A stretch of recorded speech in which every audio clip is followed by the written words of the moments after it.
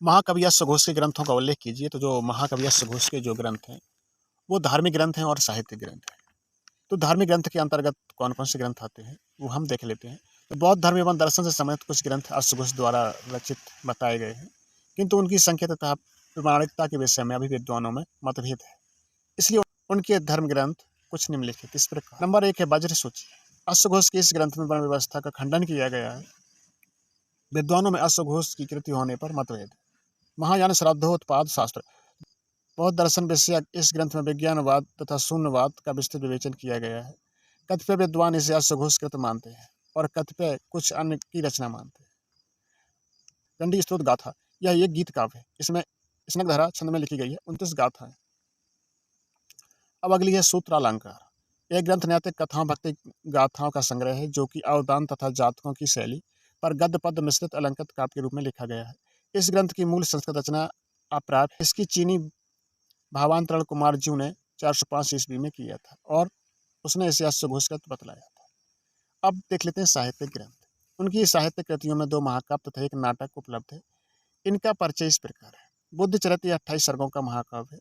7वीं तथा 8वीं सदी में इसका अनुवाद तिब्बती भाषा में हुआ था, जो अविकल रूप से प्राप्त है। इस महाकाव्य के प्रथम सर्ग में श्लोक 1 से 7 तक तथा चतुर्थक सर्ग में श्लोक 32 से 112 तक 81 श्लोक मूल नहीं मिलते हैं।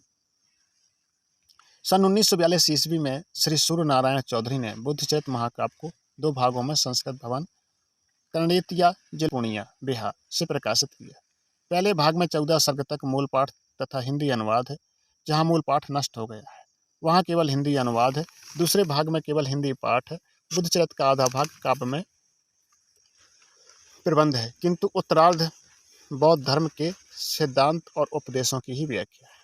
उदाहरणतः सीता की तरह बुद्धचरित्र की यशोधरा भी पति के लिए चिंता करती है। सुचौ सयत्वा सैने हिरण्ये प्रबुद्धमानो निशित दूर निस्वने कथम बत सुप्सयति सोयध में व्रति पटई का देशांतरत महितल। अब दूसरा है सौंदर्यनंद।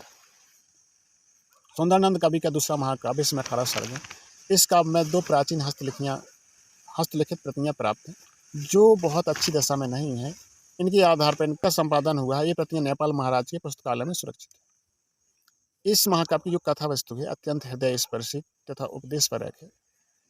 इसकी मुख्य कथा बुद्ध के सौतेले भाई नंद और उसकी पत्नी सुंदरी का प्रेम है। नंद को बुद्ध ने उसकी इच्छा के विरुद्ध बौद्ध धर्म में दीक्षित किया था। नंद तथा सुंदरी की मुक्त चेतना के चित्रण में अश्वघोष को जितनी सफलता मिली है उतनी उसे बौद्ध धर्म के उपदेशों को सुंदर भाषा में अंकित करने में भी मिली।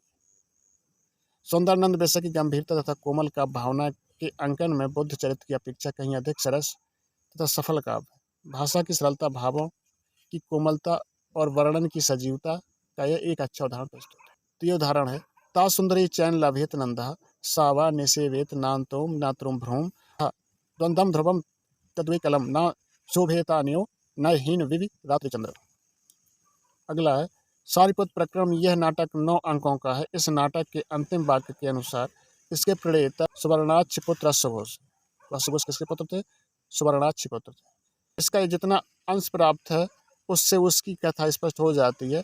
इसमें बुद्ध द्वारा मोदगल्यायन तथा सारिपुत्र के बौद्ध धर्म में दीक्षित किए जाने का आख्यान है।